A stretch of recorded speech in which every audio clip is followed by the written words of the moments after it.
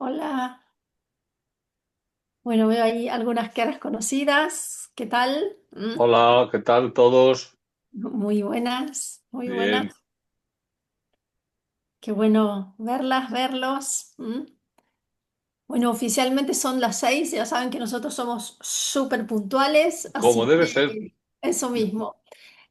Así que estamos aquí hoy en nuestra segunda sesión del club de lectura con el escritor mexicano Alberto Chimal. Para Alberto es la mañana, así que gracias Alberto por estar aquí. Alberto es para mí uno de los autores más originales en lo que hace a la narrativa fantástica y especulativa en lengua española. Hace muchos años se publicó aquí en España este libro con una editorial que lamentablemente ya no existe más, que se llama Salto de Página. Un libro que es una extensa antología, como lo ven, de cuentos de Alberto que se llama Siete. Y para mí fue una gratísima sorpresa leer este libro de un autor a quien yo no conocía, porque saben que tenemos en lengua castellana tenemos estos problemas, ¿no? De incomunicación entre nuestros países latinoamericanos y también entre Latinoamérica y España, ¿no? Y curiosamente, a veces uno conoce a autores o autoras latinoamericanas cuando se publican en España y no en lo que sería aparentemente más cerca, ¿no? Viviendo, en mi caso, como vivía entonces en Sudamérica. Y les decía, bueno, este libro 7 que me dio una enorme alegría y sorpresa por descubrir, como dije, a uno de los autores para mí más originales en lo que hace a la narrativa no mimética, sin que por ello la literatura de Alberto descuide lo que es la condición humana, ¿no? Su extensa obra, porque tiene muchísimos libros, incluye novelas, cuentos, ensayos, también literatura juvenil. Está traducida a más de 12 lenguas, ha recibido muchos premios, si tienen el libro habrán visto La Solapita, así que ahí no me voy a detener. Y además del libro que nos convoca hoy, que es Las máquinas enfermas, aquí en España y por tanto ustedes también lo pueden conseguir en Italia.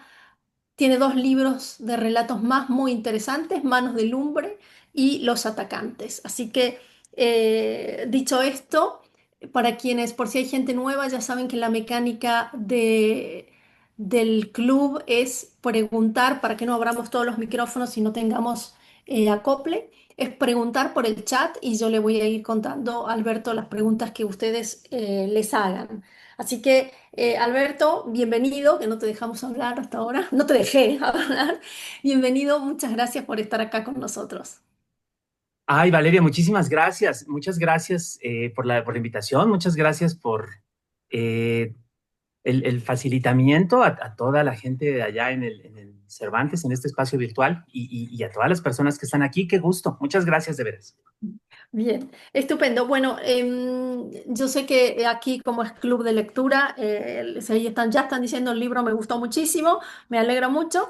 En Las máquinas enfermas, ¿no? Alberto imagina un mundo en algunos aspectos muy cercanos al nuestro, con estas tecnologías estas tecnologías que prometían hacernos la vida más fácil, terminan revelando algo muy inquietante, ¿no? Y de ello hablaremos. Son 9 relatos de ficción especulativa. Y bueno, lo primero que yo te quería preguntar, Alberto, cómo fue la génesis de este libro, cómo empezaste a trabajar estos relatos, por dónde, bueno, un poco todo lo que nos quieras contar acerca de la construcción del libro. Claro que sí. Muchas gracias. Este libro empezó un poco antes de que yo me propusiera siquiera escribirlo, porque yo me enteré de la aparición o de la popularización de los modelos de lenguaje de gran escala, los modelos generativos que incorrectamente llamamos inteligencia artificial, muy poco después de que se lanzara la versión pública de ChatGPT, de quien todos ustedes han oído hablar y quizás hasta lo utilicen. una amistad me mandó un mensaje que decía, ¿ya viste esto que se llama ChatGPT? Puede escribir por ti, ya no vas a tener que escribir tú. Ja, ja, ja. A mí me pareció muy inquietante una cosa así, ¿no? Ya había visto, digamos, como otros modelos generativos que habían aparecido antes, como algunos que fabricaban fotos o imágenes de caras que parecían más o menos humanas y otros por el estilo que habían aparecido en años anteriores.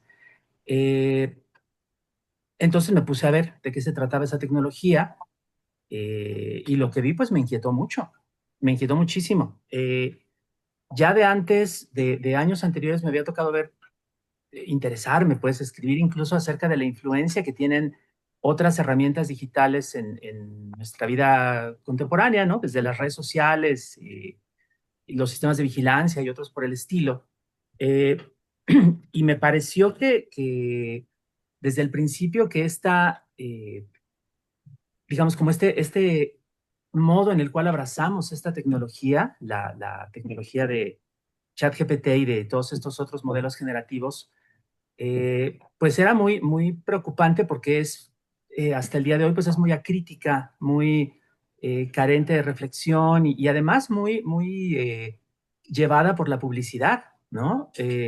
Ustedes sin duda habrán visto titulares en línea, en periódicos. La inteligencia artificial nos revela quiénes van a ganar el Oscar, ¿no? O la inteligencia artificial nos dice qué opina de tal cosa.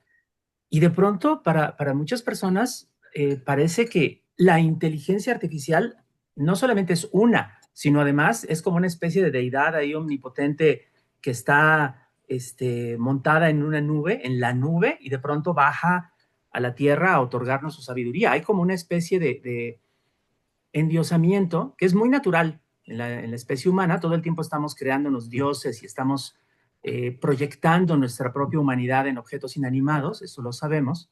Pero las consecuencias de esta tecnología a mí me parece que sí están resultando pues bastante nefastas y estamos viéndolo ya en muchos aspectos. Entonces, pues seguí investigando y en un momento dado dije, pues hay que escribir un libro sobre esto, ¿no? Se conecta con otros intereses que tengo, se conecta con pues estas otras preocupaciones que venían de antes y además, digamos, pensando en términos como literarios, me dio la oportunidad de escribir un libro de cuentos más ceñido, más unitario de lo que había hecho en algún tiempo. Este libro, al contrario de otros que tengo por ahí, no es de textos que habían sido escritos o publicados con anterioridad, es un libro enteramente nuevo y por lo tanto, bueno, pues requirió también otro tipo de trabajo, pues que en lo personal, en la parte, digamos, como de la técnica, del trabajo de la escritura, también fue una experiencia para mí, pues diferente, refrescante, ¿no? Entonces, de todo eso vino las máquinas enfermas. También por ahí, también por ahí pasó algo curioso. Varias, varias ideas o varios intereses que tenía desde hace tiempo, eh, deseos de escribir cierto tipo de historias, por fin se me pudieron cumplir en este libro, ¿no? Quería escribir, por ejemplo, una historia coral, que es el cuento de Habló por los profetas, ¿no? Tengo varias, pero quería escribir una más y quería escribirla sobre una secta. Entonces, un poco, cuando pensé en ese aspecto de la tecnología, en el endiosamiento, pues dije, aquí, ¿no? Y varios otros, digamos, como aspectos no tanto de actualidad, sino literarios, también están ahí cumplimentados, al menos para mí.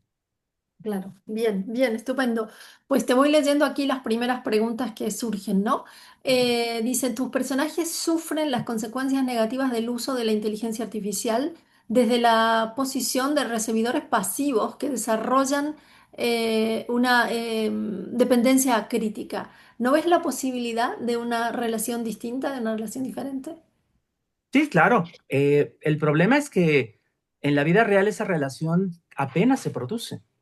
Es decir, a mí lo que me interesaba en este caso, y también tiene que ver mucho con la experiencia de América Latina en relación con las nuevas tecnologías, es que en lo general, pues ya se sabe, bueno, es como una especie de lugar común, que debido al atraso, debido a las dificultades pues de la región, pues no somos en general creadores o desarrolladores de altísima tecnología, pero ciertamente somos usuarios y en muchos casos víctimas de la tecnología. Entonces, me interesaba como considerar ese aspecto, sobre todo porque creo que algo que afortunadamente está pasando ahora, pero que no había pasado durante mucho tiempo, es que en América Latina no nos estábamos dando permiso de escribir literatura especulativa y menos todavía acerca de temas como muy del momento, como muy importantes o candentes. Más bien, pensábamos que eso le correspondía al norte global, a los países desarrollados. Y pues no, o sea, también nosotros estamos viviendo en este entorno, también nosotros estamos interactuando con la tecnología y también nosotros de una u otra manera, pues vamos a existir en el futuro, sea cual sea. Entonces de ahí viene como este interés. Sí, sí, y además me permito acotar que me parece, estoy muy de acuerdo con esto que decís, ¿no? De la irrupción de la lengua castellana en géneros que antes no se practicaban, ¿no? Todo lo que, bueno, podríamos llamar ficción especulativa, por ahí hay dentro hay mil cosas. También hay otro fenómeno, ¿no? Que es que las editoriales de prestigio están publicándolo, ¿no? Porque antes siempre era como que uno escribía género y quedaba como un poquito ahí de costado, ¿no? Ujú, sí, sí, así es. Ese es un cambio notable. Hace 30 años aquí en México se llevaban a cabo reuniones de escritores que se llamaban convenciones de literatura de géneros o de ciencia ficción, eh, un poco a imitación de las convenciones, que así se les llama, que se hacían en los Estados Unidos, eh, pero viendo digamos, como la lista de personas que habían sido invitadas o participado en aquellos eventos, pues resulta que la mayoría de ellos pues desaparecieron de la publicación porque no pudieron dar a conocer su trabajo, porque no pudieron continuar una carrera. Solo un puñadito, una o dos personas aquí y allá son quienes continúan. Y eso es una pena, pues una generación, varias se agotaron así. A mí me alegra mucho que las siguientes generaciones estén experimentando pues un panorama diferente. Claro, sí, totalmente. Aquí te pregunta Luis Fernando, que antes te saludó desde México, Hola, a Luis propósito Fernando. del libro, creo que se están formando dos grupos de personas, las que se dejan dominar por la inteligencia artificial y quienes la dominan, ¿no? No sé si quieres acotar algo a eso. Ay, pues, mira, yo creo que sí. Parecería una exageración si uno quisiera hacer la sustitución, ¿no? Hay grupos que se dejan, o sea, pensando en otras tecnologías, hay grupos que se dejan dominar por el plano inclinado, hay grupos que se dejan dominar por la polea, ¿no? Pero lo cierto es que esta tecnología, en la medida en que eh, es tan fácil de humanizar, es tan fácil de eh, convertirse en una herramienta de uso cotidiano y además es tan fácil de apoderarse o de tomar algunas o muchas de nuestras tareas cognitivas, sí es una herramienta que puede llegar a dominar de varias maneras, incluso muy espantosas, la conciencia de los seres humanos. Y ya se han visto casos, ¿no? A mí me parece que, otra vez lo digo, me parece que sí hay usos para ciertos tipos de modelos generativos, pero hay que empezar por acotar lo que son, hay que empezar por no llamarlos inteligencia artificial, porque ahí hay una especie de prejuicio o de más bien de falseo muy insidioso, ¿no?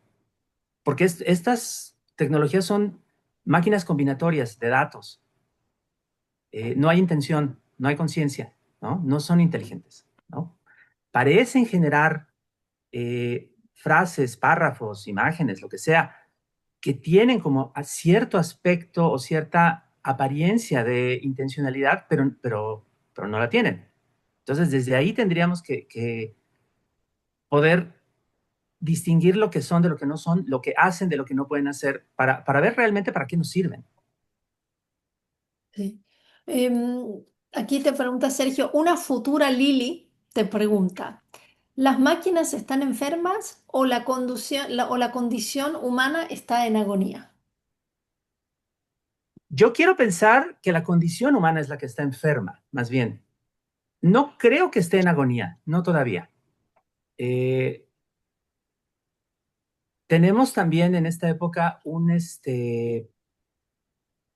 cierto hábito, un cierto vicio nihilista, apocalíptico, de sustraernos del mundo, nada más diciendo que ya todo se acabó, que todo está perdido, que no hay nada que hacer. Y esa postura también es, por un lado, excesivamente cómoda, excesivamente fácil, y por el otro, falsa.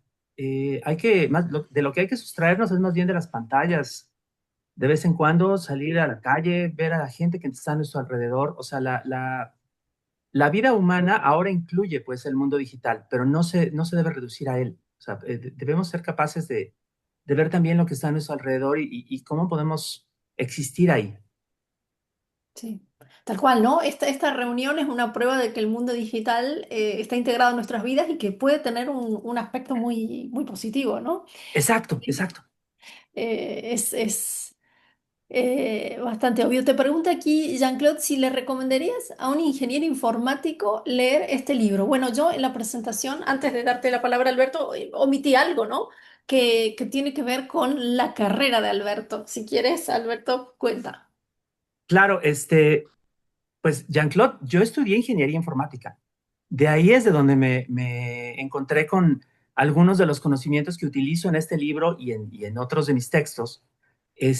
Obviamente se trata, en este caso, pues de ficción especulativa. Eh, la tecnología descrita no está, eh, digamos, pensada necesariamente para parecer real o para estar directamente basada con todo rigor en la tecnología presente, pero sí que hay, digamos, como ese interés también en pensar en la tecnología tal como es, en lo que puede o no puede hacer eh, la informática. Eh, por ejemplo, a mí me queda muy claro que las inteligencias que se presentan en cuentos como Incidentes fatales revelan inteligencias y El sueño del héroe son las que se llaman inteligencias artificiales generales, es decir, autónomas, capaces realmente de pensar y que en nuestra realidad, en el mundo que conocemos, no existen, ¿no? Eso es estrictamente ciencia ficción. Mientras que algunos de los otros modelos que se ven en otros de los cuentos son más cercanos a las inteligencias artificiales generativas, ¿no? Que son las que tenemos en la vida cotidiana, como Claude o Gemini o qué sé yo. Sí.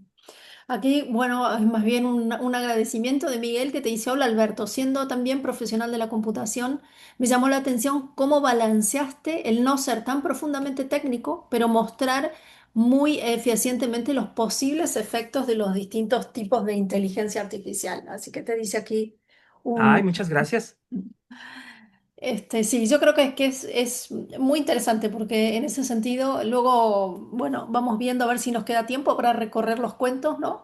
Em, las distintas instancias, ¿no? Un poco esto que respondías de manera más amplia, las distintas instancias que va ocupando la tecnología en las tramas, ¿no?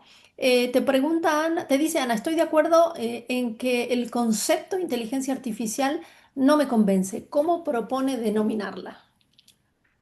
Modelos generativos, modelos de lenguaje de gran escala, suena pues, más largo, suena menos atrayente, pero es más cercano a lo que realmente hace esta tecnología. Juana te dice, la inteligencia artificial no tiene conciencia, pero los dueños de la inteligencia artificial sí la tienen y la nutren solo con ciertos tipos de información. No sé cuál es tu Es, opinión. Eso es totalmente cierto y está, de hecho, bien documentado. Los conjuntos de datos, los datasets que usan los modelos más conocidos, tienen sesgos. Sesgos que se derivan de dónde se saca la información, que usualmente es más del mundo de lengua inglesa, más del mundo cercano a la tecnología de, de los dueños de estas empresas. También proveniente sin ningún tipo de filtro de Internet, ¿no? Donde hay toda clase de basura, ¿no? Y además hay sesgos en la construcción de los modelos, como los hay desde hace muchísimo tiempo en toda esta tecnología que se nos ha ofrecido gratuitamente, entre comillas, durante el siglo XX. Por ejemplo, se sabe que los sistemas de reconocimiento facial que se encuentran en muchas porciones de software en nuestra vida cotidiana, pueden distinguir más fácilmente los rasgos de una persona de piel clara Mm. por cómo han sido entrenados, lo cual es racista, obviamente es racista, ¿no? Y así sucesivamente. Claro, claro. Mira, no sabía, eso no lo sabía, me parece súper interesante. Te pregunta Flavia si escribiste más cuentos que no entraron en este libro y te dices que ella cree conocer uno, ¿no? Yo me cuelo en la pregunta de Claudia y también te pregunto sobre el orden de los cuentos, Alberto, que me parece, aquí hay gente, sabes que también aquí en el Instituto Cervantes tenemos un taller de escritura. Entonces, Ah, qué bien. sí, hay gente que está aquí escribiendo y siempre es interesante la pregunta por el armado, ¿no? Para, bueno, de manera general, pero creo que para la gente que escribe de manera particular, ¿no? Claro que sí. Bueno, primero la cuestión del armado. Eh, en este caso, el índice lo decidimos entre Juan Casamayor, el editor de Páginas de Espuma, y yo. Eh, yo tenía otro índice en principio y luego él me sugirió que se podían colocar los textos de manera que se fuera viendo en cada uno de ellos una intromisión mayor de la tecnología en la vida humana. En el primer cuento, en La Madre del Dragón, pues realmente no aparecen modelos generativos, sino que más bien se ven sus consecuencias en un grupo humano. Y en el último, en El Sueño del Héroe, pues ya no hay nada que no sea máquina, ¿no? En realidad. Eh, entonces, pues se ve un poco como esa gradación. A mí me pareció una estupenda idea, la acepté con mucho gusto y así es como salió el orden. A mí me gusta en general que los libros de cuentos, pues no sean nada más como la agregación de un montón de historias en como caigan, sino más bien que sí ofrezcan como una experiencia de lectura cuando se leen en el orden propuesto, ¿no? Entonces, cuando eso se puede lograr, a mí me entusiasma mucho. Algunas de las personas que están aquí en este grupo se acordarán, pues, de los discos de vinil, los álbumes de otras épocas, ¿no? Con su lado uno y dos y pues el ordenamiento que a veces era muy cuidadoso de las canciones. Un poco es parte de lo que a mí me inspira, o sea, pensar como en ese tipo de experiencia. Ahora, respecto de la otra pregunta, sí, hay varios cuentos que de hecho no terminé, o sea, que no me acabaron de quedar bien, que están ahí archivados, tal vez los retome en alguna ocasión. Hay un cuento que se llama William, que no, bueno, que sí lo terminé, que sí quedó, pero que se iba un poco fuera del tema del libro.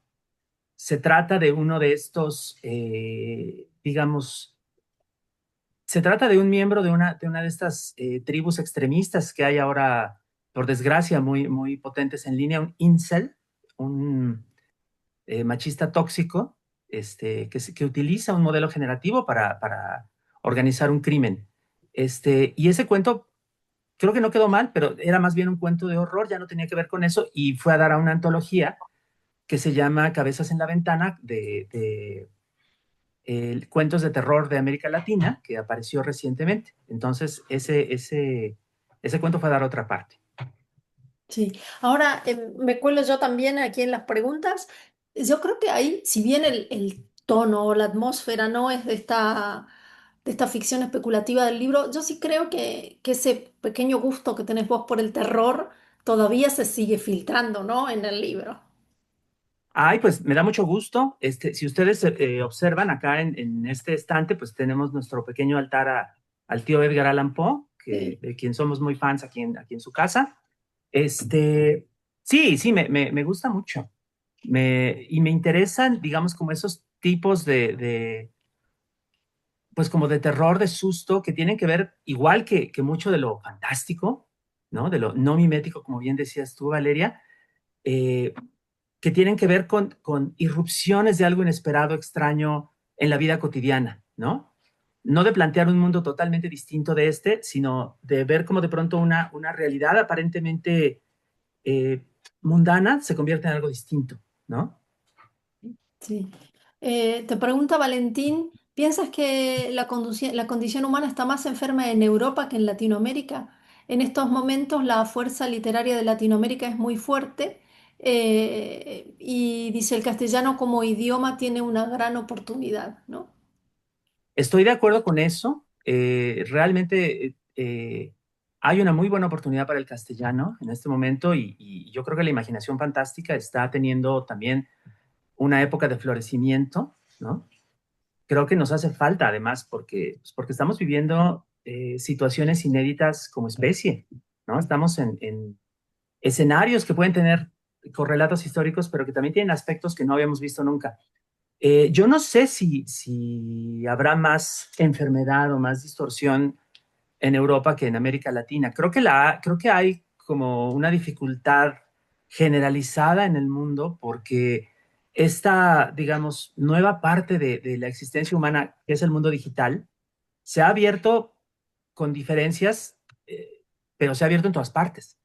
Y hay problemas desde la radicalización, el deterioro cognitivo y varios otros, pues que se producen sin fronteras, ¿no? Porque la misma red no las tiene. Sí, sí. Sí. Una pregunta también que me parece que tiene que ver con otro rasgo estilístico, ¿no? Yo no me he leído toda tu obra, pero que sí te he leído mucho, y es el humor, en particular el humor negro, ¿no? Que yo no diría que me reí así, me reí abiertamente, pero sino que algunos de estos cuentos, ¿no? En las de decisiones un poco equivocadas, a mi juicio, ¿no? Como lectora, que toman ciertos personajes, llega un momento que me hacen sonreír, podríamos decir, ¿no? Con ese lado chungo, como se dice en España, de la realidad.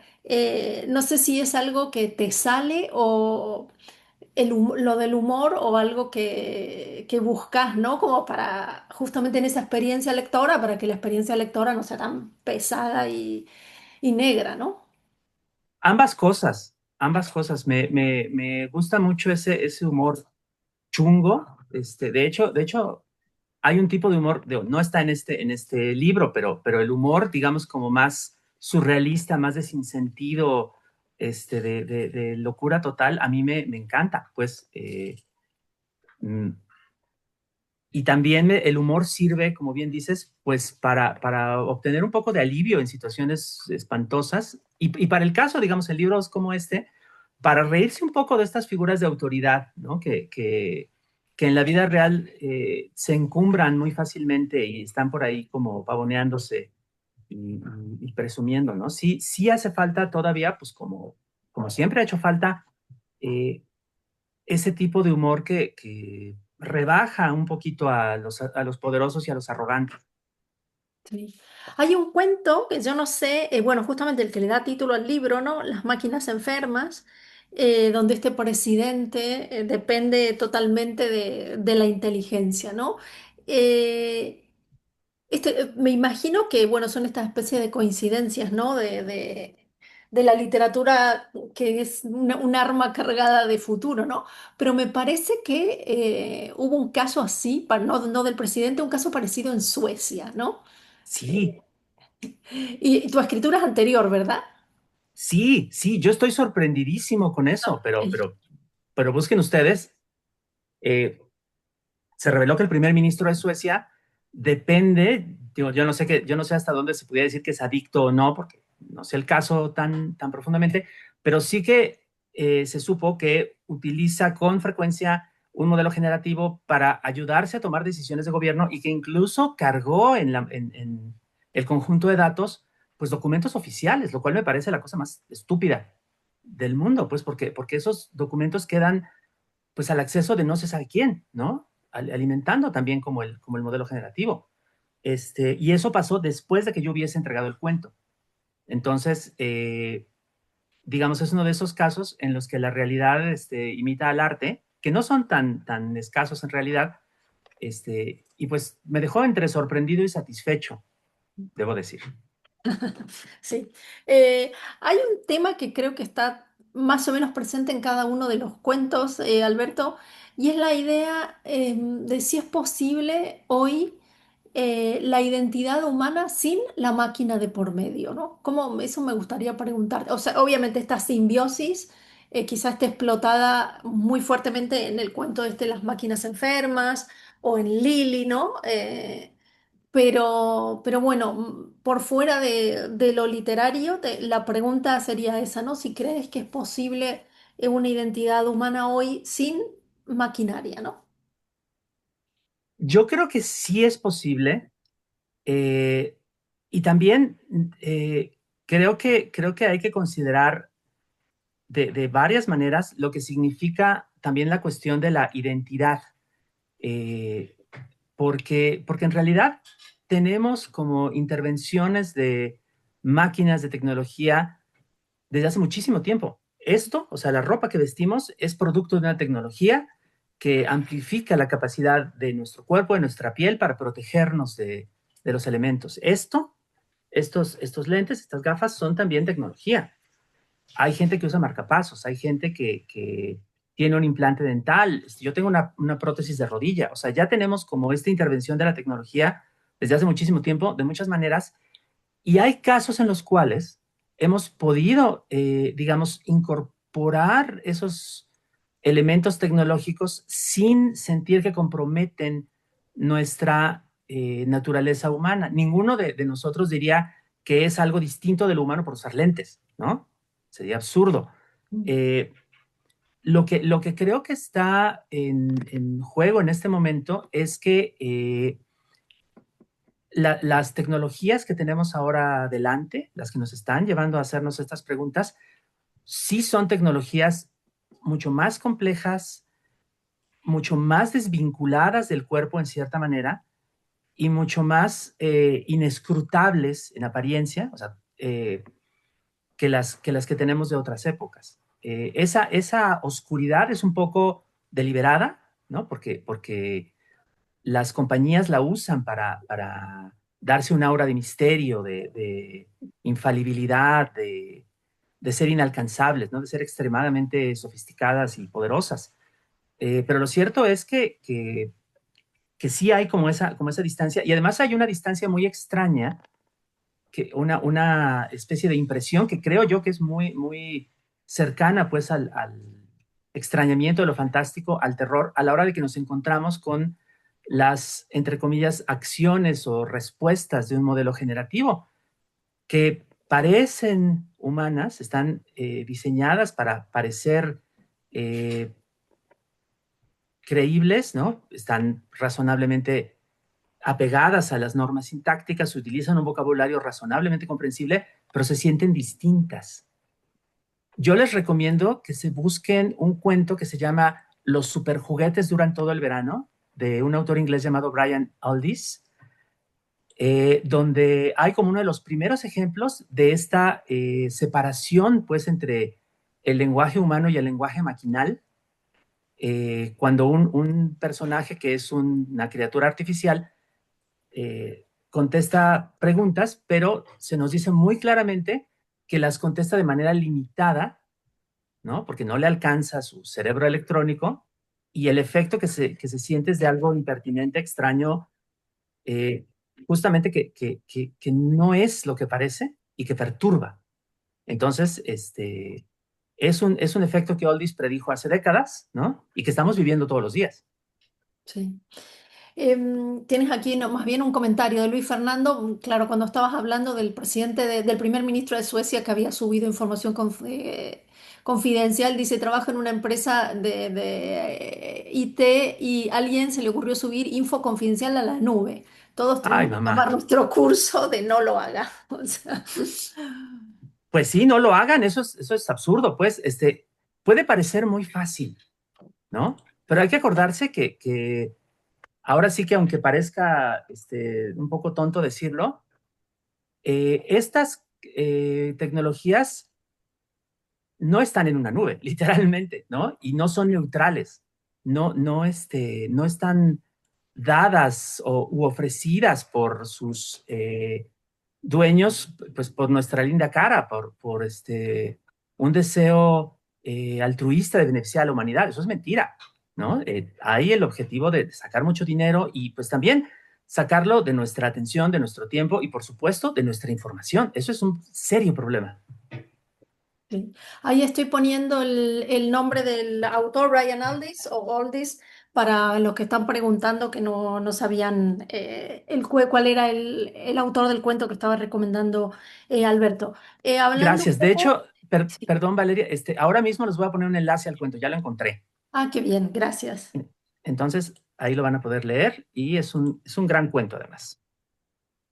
Em, Hablando un poco de... no te dejo escribir primero, te dejo No, no, no leer. te preocupes, no, no, no, te escucho, te escucho. Yo como soy más limitada cuando escribo, no hablo porque si no ya no sé cuál de las dos cosas me pongo a hacer, ¿no? No, todo bien.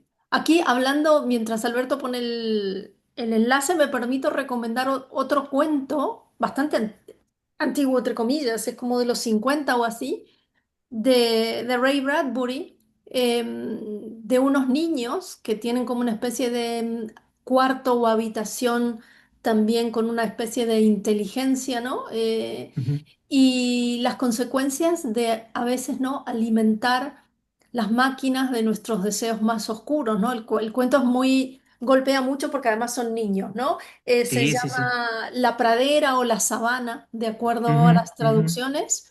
Sí, exacto, Flavia, ahí lo está poniendo en inglés el título, Flavia, es ese cuento y es muy interesante, ¿no? Y tiene bueno, muchas veces se juzga a la literatura de ciencia ficción por su capacidad de oráculo, de como de ser un oráculo, ¿no? A esto se cumplió, entonces es buena literatura, no se cumplió, no es tan buena. Yo creo que el criterio no va por ahí, pero bueno, es interesante también ver cuando se predicen ciertas cosas con tanta anticipación, ¿no? Eh, Claro. sí, te iba a preguntar, estábamos hablando justamente de la literatura, ¿no? Y te quería hacer dos preguntas. Sí, por Eh, supuesto. una, obviamente, ya vemos de aquí todos tus Poe ahí atrás. Y también tienes un cuento que es claramente, bueno, desde el título, ¿no? Vemos el homenaje a ese poema tan famoso de Poe, ¿no? Del cuervo que contesta siempre Nevermore. Bueno, quería que me cuentes un poco cómo fue la génesis de ese cuento y que nos hables también de qué otros escritores, escritoras o referentes estéticos de películas, de música, del arte en general, que crees que, bueno, son parte de tu formación como autor y que pueden aparecer aquí dentro del libro. Ay, mira, muchas gracias. Este cuento eh, vino también antes de que se anunciara, que me parece que fue en diciembre del año pasado, una aplicación con la cual se supone que puedes como cargar todas las publicaciones o datos de una persona fallecida y generar una imagen que te habla, ¿no? O sea, también es un poco un ejemplo yo no diría de una profecía cumplida, de una convergencia. A mí me gusta más ese término. Las obras de ficción especulativa son imágenes de su presente, no son imágenes del futuro. De alguna manera, pues representan lo que nos preocupa en un momento dado y después, si son buenas, si tienen suerte, si están bien hechas, pueden, repito, converger con otros momentos del tiempo. Ahora podemos ver, incluso en películas de hace 100 años, como Metrópolis de Fritz Lang, detalles que parecen los de nuestra época, ¿no? Aunque por supuesto, pues ellos no eran profetas, no eran psíquicos, ¿no? El director Fritz Lang, la guionista Thea von Harbour. Más bien lo que sucede es que sus imágenes son tan potentes, son tan evocadoras, tan ricas, que podemos usarlas ahora, retomarlas, para expresar nuestro presente y no el de ellos. Eso es lo que sucede con las obras interesantes de ficción especulativa. Ahora, este cuento provino de algo que sucedió pocas semanas antes de que se declarara la pandemia global en 2020, que fue, a lo mejor alguien de ustedes se acuerda, que una empresa coreana anunció con mucho bombo una supuesta aplicación también para resucitar a los muertos, un entorno de realidad virtual donde una señora podía ver como la imagen de su niña, su hija fallecida, jugando y hablándole y tal. Pues, era una cosa muy deshonesta, en mi opinión, era como atracción de feria muy, muy fea, porque lo que hacían era aplicarle una apariencia tomada de una foto de la niña a una pues silueta animada mediante captura de movimiento. O sea, había una actriz en alguna parte moviéndose, le ponían la textura, la piel, la skin de la niña como si fuera un videojuego, y alguien más hablaba para imitar su voz. Y pues aprovechaban del dolor de esta pobre persona, de su credulidad, y era muy desagradable. Y luego todo el mundo se lo olvidó porque nos tuvimos que encerrar en nuestras casas, ¿no? Pero yo me acordé, eh, y digo, también cuando estaba yo haciendo los textos para este libro, y por supuesto que me acordé del cuervo, porque tengo muy, muy presente aquí a mi querido tío Edgar. Este, y algo que sucede en el cuervo, que es como muy, muy conocido, el mismo Poe lo discute en su famoso ensayo de la filosofía de la composición, es que el personaje, la voz poética del poema, que está contando su propia historia, en algún momento se pone a hacer que el cuervo, que es un animal que repite las cosas como un perico, le diga la misma palabra, nevermore, nevermore, ¿no? Que se traduce como nunca más, para él, digamos, como tener esta especie pues sí, como de placer masoquista, de alguna manera, de estar preguntando, ¿regresará alguna vez mi amada? Nunca más. ¿Volveré a besarla? Nunca más. ¿Volveré a tenerla entre mis brazos? Nunca más. ¿No? O sea, y lo hace deliberadamente, ¿no? El poema del cuervo es la historia sí, pues como de una especie de desahogo masoquista, un poco perturbado, de alguien que está sufriendo un duelo terrible, ¿no? Entonces, pues pensé yo en cómo se podría transponer esa idea a un entorno contemporáneo, a esta tecnología que tenemos ahora, y de ahí es de donde sale el cuento. Y gracias, Alberto. ¿Y otros referentes que quieras Ay, es compartir con cierto, sí. nosotros? Ay, muchas gracias por preguntarme eso, porque fíjate, pasa algo, me parece muy comprensible. Pero pasa que ahora que estoy con esto de la promoción del libro, casi todo lo que me preguntan tiene que ver con tecnología. Muy, muy entendible porque nos preocupa, porque está aquí alrededor.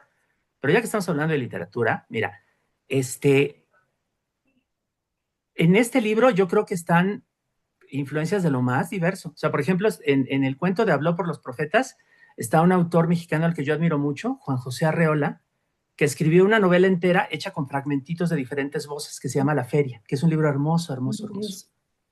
Maravilloso. Está también, por ejemplo, una autora rusa, bueno, de origen ruso, que se llama Ana Starovinets. Sí. Vive en Madrid ahora, Ana, ¿sabes? Ah, está viviendo en Madrid. Ah, mira. Porque tuvo un conflicto político con el gobierno y se tuvo que exiliar aquí. Sí, sí, lo sé, pero no sabía que había llegado a Sí. Madrid. Ay, pues bien por ella y bien por los madrileños también. Eh, bueno, ella es estupenda, se las recomiendo. Ella habla mucho de la transformación del cuerpo, escribe lo que a veces se llama body horror, horror corporal, pero también habla de la distorsión de la mente, pues como de la locura que de pronto se convierte en algo ineludible, como pesadillesco. Entonces eso está ahí también. Este, hay hay un autor que hace un tipo de humorismo que a mí me divierte mucho, este, que se llama Efraim Kishon, es un autor israelí, de origen checo. Lo que puedan encontrar de él, búsquenselo porque es estupendo y tiene como esta especie de humor, digamos, contado con la cara más seria del mundo, este, que es un poco el efecto que a mí me gusta lograr con el humor. O sea, parece que está contando algo como sumamente sensato, pero uno se da cuenta que es el ridículo total y es muy divertido, ¿no? Mm. Este, entonces, también está ahí. Está ahí yo creo que no directamente, pero sí como atmósfera, otra autora mexicana que admiro muchísimo, que es Amparo Dávila, que es una gran narradora de lo insólito, lo extraño, lo indiscernible. Y fíjate que también por ahí se cuelan historias que me he encontrado no en libros, sino en internet, este, pues un poco de comunidades marginalizadas o medio cerradas, que tienen como diferentes relaciones con la tecnología actual y que yo me encontré pues también durante la investigación. O sea, hay grupos de diferentes personas que fetichizan la tecnología, que sacralizan la tecnología. Y algo de eso se asoma, por ejemplo, en Lili, Sí, ¿no? Entonces, eso está ahí también. Eh, pues son gente que no conozco, que no sé quiénes son, que incluso publican con seudónimo, ¿no?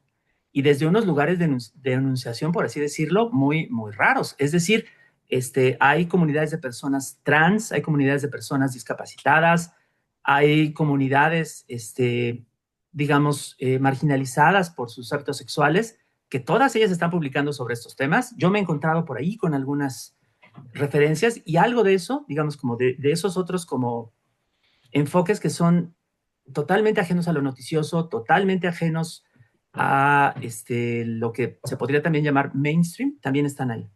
sí, sí. Mencionabas Lily, ¿no? Que a mí personalmente es el cuento que más me gustó del libro. Bueno, me gustó de aquella manera, ¿no? Porque es muy inquietante. Me gustó, pero la historia que cuenta me parece terrible, ¿no? Y creo que es un cuento que toca, me atrevo a decir, casi todos los aspectos que más nos preocupan de estas nuevas tecnologías, ¿no? Y hablando también un poco del trabajo de escritura, ¿no? Porque, bueno, como te decía, aquí hay mucha gente que escribe también. Me interesaba porque tiene que haber sido un cuento que te tiene que haber costado mucho escribir, con esa... Y tiene un recurso, ¿no? Que me encanta y este cuento lo voy a desparramar por mis talleres, porque muchas veces, sobre todo cuando la gente empieza a escribir, le preocupa mucho repetir, ¿no? Y entonces yo siempre digo que la repetición depende, ¿no? Que a veces es un recurso maravilloso. Y bueno, quería que nos cuentes un poco esto de todas estas lilis que te confieso que la repetición de las lilis va adquiriendo, como lectora, ¿no? Como en mi experiencia lectora, por lo menos quiero compartirte, va adquiriendo una dimensión de reproducción, no solo porque retóricamente el narrador nos lo va diciendo, ¿no? O la narradora, mejor dicho, la Lili, bueno, o le Lili, no sé qué género ponerle, pero sino porque casi visualmente la repetición del Lili te va agobiando, ¿no? Entonces, bueno, lo que quieras compartirnos de la escritura y de este cuento, te agradezco.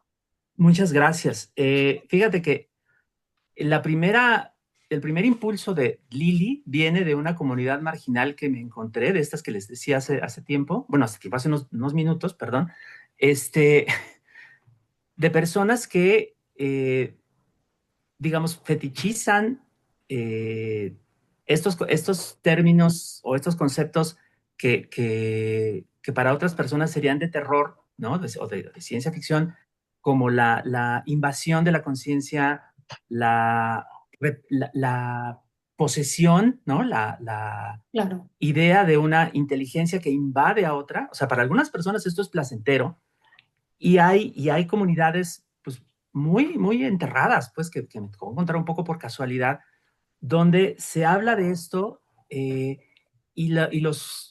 los miembros de las comunidades, que son pues de todos los géneros, de todas las edades, a veces en circunstancias muy, muy extrañas, este, la que me parece más llamativa es la de un grupo que se hacen llamar Bambi, Bambi. pero no, Bambi, pero como para no llamarse Barbie. Ah, ok. O sea, el objetivo es que fantasean con convertirse como en muñecas Barbie, ¿no? Y entonces toda su subcultura está hecha alrededor de eso. Entonces, y con todas las implicaciones que ustedes se puedan imaginar, sociales, sexuales, físicas, ¿no? El tipo que sea, ¿no? Es una fantasía muy extraña.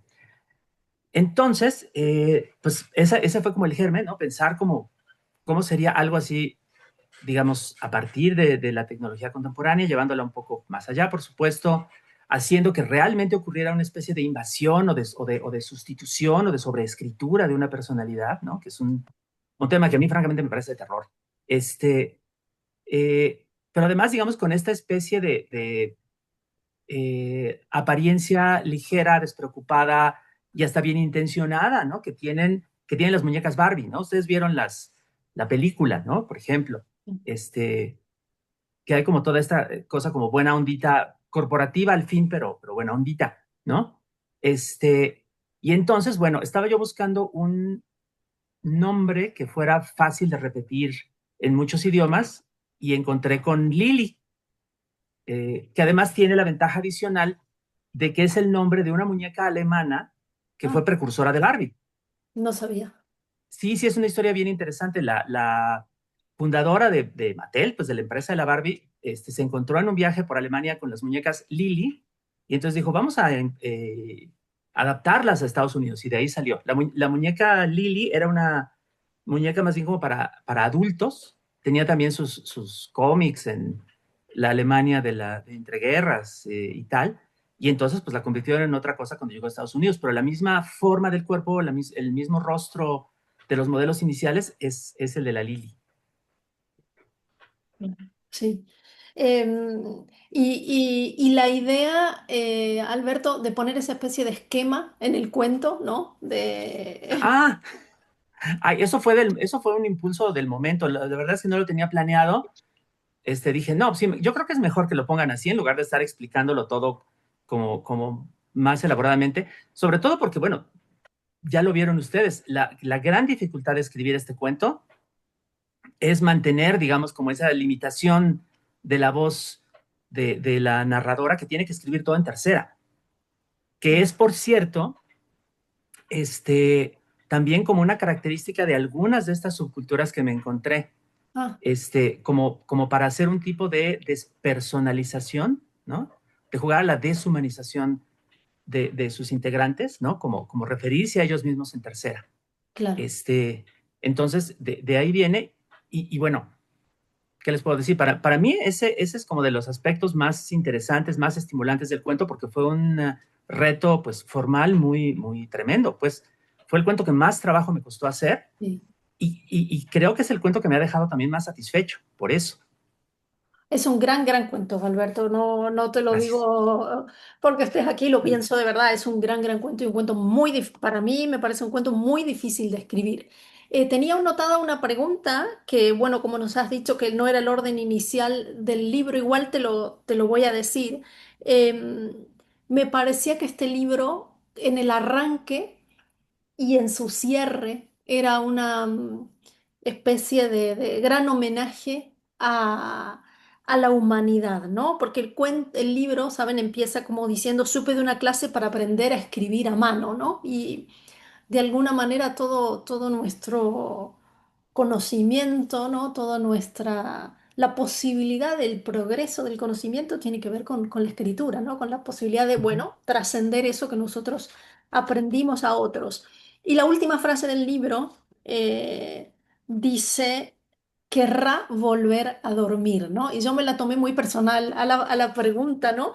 La pregunta se la hacen, como recordarán ustedes, a este señor tan rico, ¿no? Que está mantenido en este mundo de ficción, este personaje llamado el héroe, ¿no? Y que está muy deteriorado físicamente. Y los robots que lo cuidan le dicen, querrá volver a dormir. Pero a mí me sonaba como casi una pregunta que me interpelaba a mí como lectora, ¿no? ¿vas a seguir durmiendo después de leer este libro? ¿No? No Ay, sé. gracias. Ay, me encanta eso, Valeria. Me encanta. Muchísimas gracias. Este, Como decía Luis Carroll, yo tomo todas esas cosas que las personas encuentran y las atesoro. Muchas gracias. No era la intención, pero me encanta.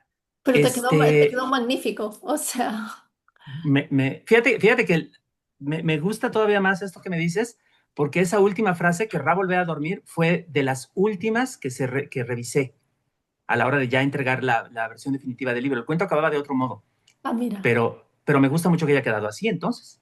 Sí, porque es magnífico, porque yo pensaba, ¿no? En el primer cuento, como bien dijiste en algún momento de esta charla, eh, no hay específicamente una inteligencia generativa, sino las consecuencias, ¿no? Hay como una especie de pervivencia de lo humano hacia desmigajado, ¿no? La literatura, la escritura a mano, la edición, ¿no? Todo eso. Ujú. Y en el cierre es como una especie de incitación, ¿no? De conservemos esto bueno, no nos quedemos Eh, dormidos. eh, Me encanta y estoy totalmente de acuerdo, además.